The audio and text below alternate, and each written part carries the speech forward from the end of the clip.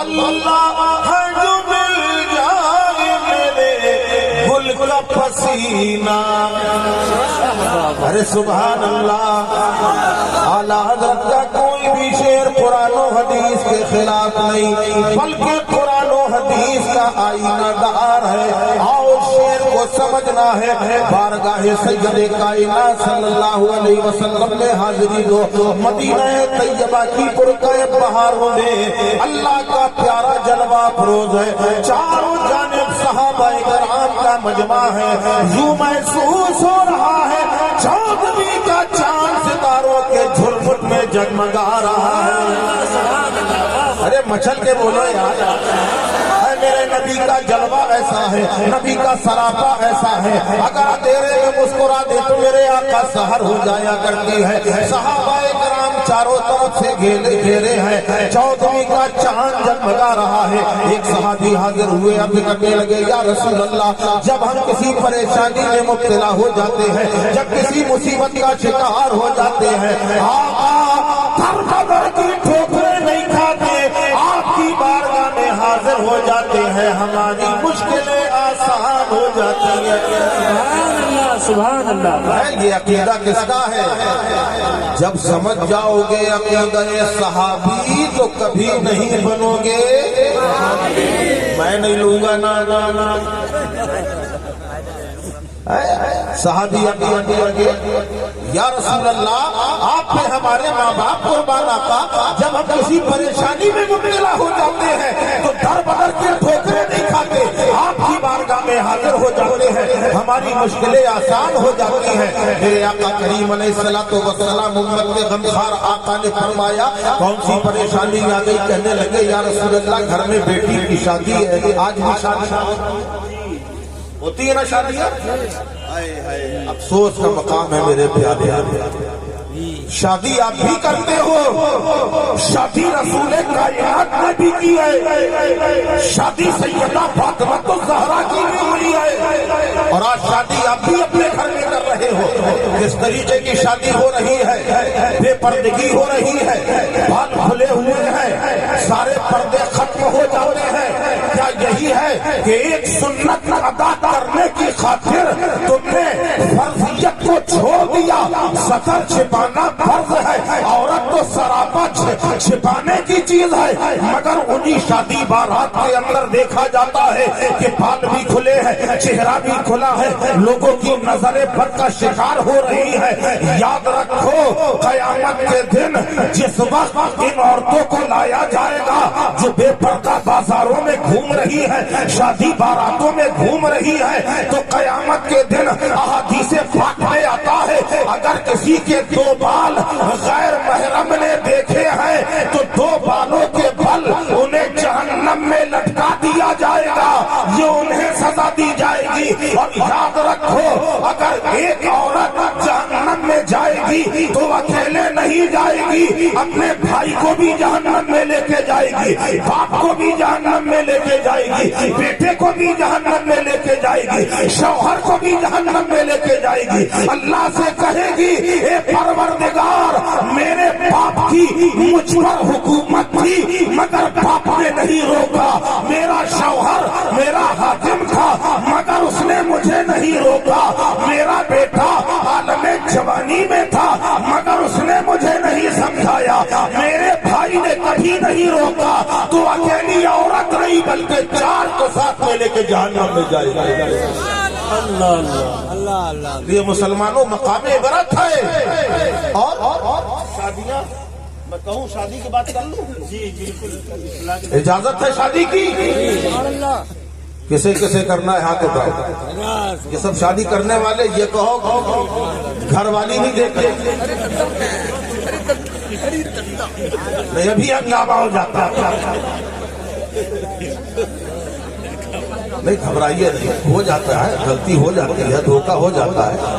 تو شادی اچھی بات ہے, سنت ہے, مگر افسوس تو تب ہوتا ہے کہ مسجد کے امام صاحب ہدایت پہ ہدایت کر رہے ہیں, حاجی صاحب ہیں, اور اس کے بعد انہی کے گھر میں ڈھول تاشے بج رہے ہیں. کیا ہو رہا ہے؟ جگہ ہو رہا, جگہ ہو رہا. کیوں بھائی حاجی صاحب آپ تو 5 وقت کے نمازی ہیں, کہ آپ کے گھر میں کیا ہو رہا ہے؟ حاجی صاحب فرما رہے کیا کریں بچوں کے آگے میری چلتی نہیں۔ ارے آپ کیسے آگے؟ یہ ٹھیک نہیں ہے، دو رنگی چھوڑ دے ایک رنگ ہو جائے، سراسر موم یا پھر سنگ ہو جائے۔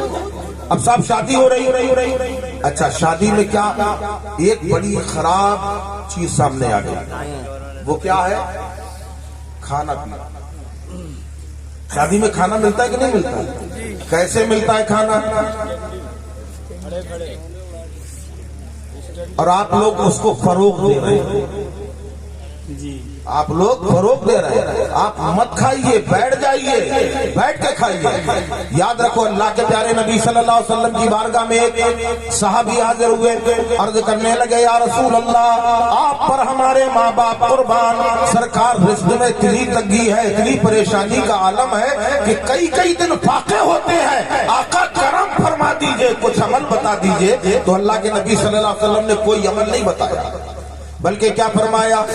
آج سے اپنے گھر میں لال دسترخوان بچھا کر کھانا کھانا شروع کرو۔ بول دو یار، یہ سنت بھی ہے، یہ سنت بھی ہے۔ لال دسترخوان میں بچھا کر کھانا رکھ کر کھایا کرو اور ساتھ مل کر کھایا کرو۔ صحابی چلے گئے، 1 مہینے 2 مہینے کے بعد بارگاہ سید کائنات صلی اللہ علیہ وسلم میں حاضر ہوتے ہیں تو میرے آقا نے پوچھا اب کیا حال ہے تمہارے گھر میں کھانے پینے کا معاملہ کیسا ہے؟ عرض کرنے لگے یا رسول اللہ اب تو یہ عالم ہو گیا ہے کہ ہم شکم سیر ہو کے کھاتے ہیں، گھر والے شکم سیر ہو کے کھاتے ہیں، محلے میں تقسیم کر دیتے ہیں، پھر بھی کھانا ختم نہیں ہوتا۔ اس قدر اللہ نے برکت عطا فرمائی۔ دسترخوان بچھانے کا فائدہ ہے۔ اور ملفوظات خواجگان چشت کے اندر خواجہ غریب نواز علیہ الرحمن ارشاد فرماتے ہیں جس نے لال دسترخوان بچھا کر اپنے مہمان کو کھانا کھلایا، سرکار غریب نواز کا قول فرماتے ہیں جس نے لال دسترخوان میں اپنے مہمان کو کھانا کھلایا، فرماتے ہیں کل روز قیامت پہلی بات تو یہ ہے جو کھانا مہمان نے کھایا، جتنا کھایا ہر دانے کے بدلے اللہ اس کھلانے والے کو 1000 نیکی عطا فرماتا ہے۔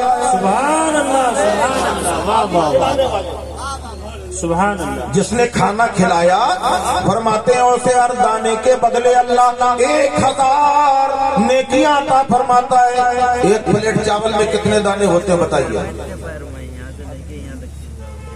بولیے، معلوم ہے؟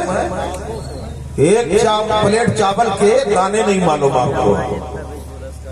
اب بات مجھے کچھ اور بھی یاد آ رہی، کہیے چلے تھوڑا سا سائیڈ میں دیکھیں کچھ چھوک مل جائے تو،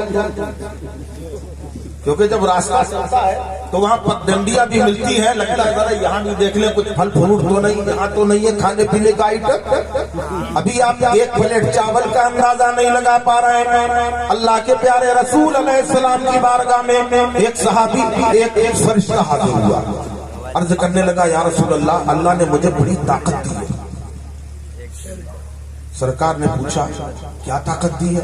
اب اس کا مطلب یہ نہ سمجھنا کہ حضور کو معلوم نہیں تھا۔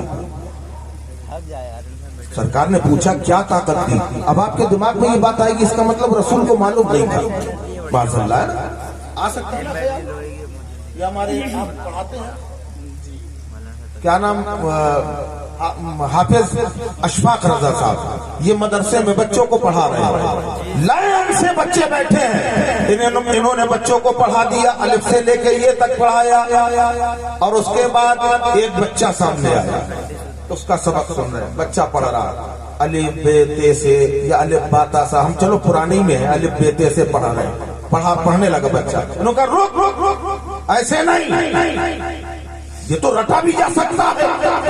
انہوں نے بیچ میں ایک دم انگلی رکھ دی، کہا یہ بتاؤ کیا، لام میں انگلی رکھ دی انہوں نے، کہا یہ بتاؤ کیا مطلب، ان کو معلوم نہیں کہ یہ لام ہے؟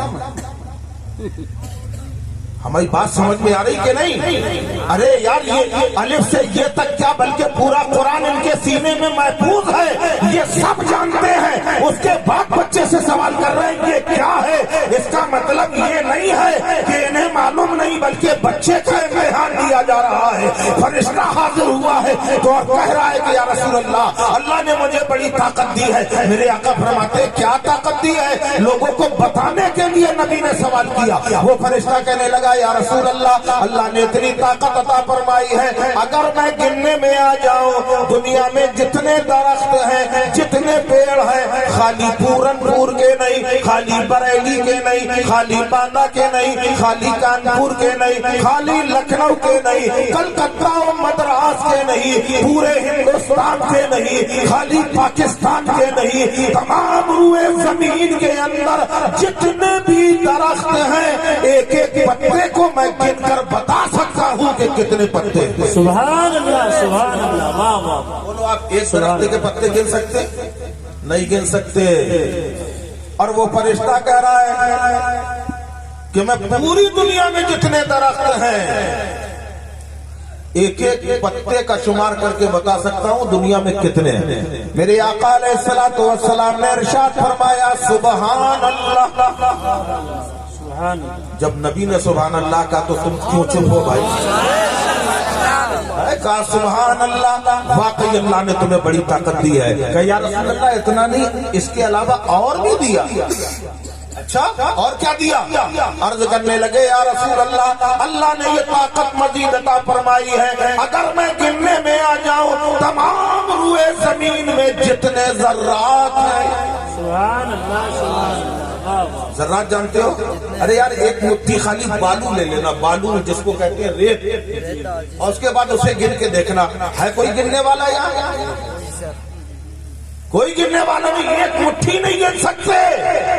اور وہ فرشتہ کہہ رہا ہے دنیا میں جتنے ذرات، ایک آدھ شہر یا ایک آدھ ملک نہیں، تمام روئے زمین کے اندر جتنے بھی ذرات ہیں، آقا ایک ایک ذرے کا شمار کر کے بتا سکتا ہوں اللہ نے اتنی طاقت عطا کی ہے۔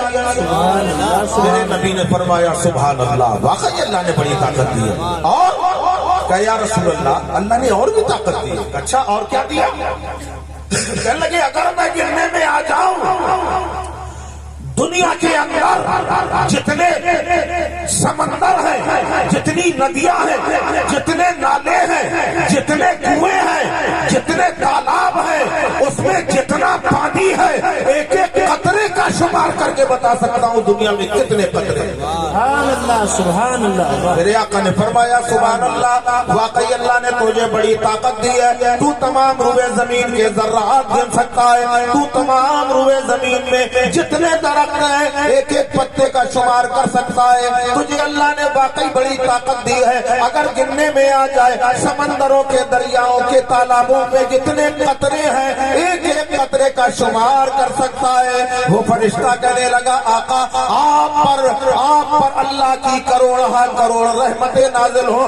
آقا جب اللہ نے اتنی طاقت دی ہے کہ میں گننے میں آ جاؤں ساری زمین کے ذرات کا شمار کر سکتا ہوں، اگر گننے میں آ جاؤں دنیا میں جتنا پانی ہے ایک ایک قطرے کو گن سکتا ہوں، اگر میں گننے میں آ جاؤں دنیا میں جتنے درخت ہیں ایک ایک پتے کا شمار کر سکتا ہوں، مگر یا رسول اللہ جب آپ کا چاہنے والا عقیدت و محبت سے ایک بار آپ پر درود پڑھتا ہے تو اللہ اتنی نیکیاں دے دیتا ہے کہ میں اس کی گنتی نہیں لگا پاتا۔ نعرہ تکبیر، نعرہ رسالت، مسلک اعلی حضرت علامہ سید عامر مسعودی صاحب قبلہ۔ واہ واہ واہ۔ اب دیوانوں کی طرح ذرا مل کے سب درود پاک پڑھ لیں۔ اللہ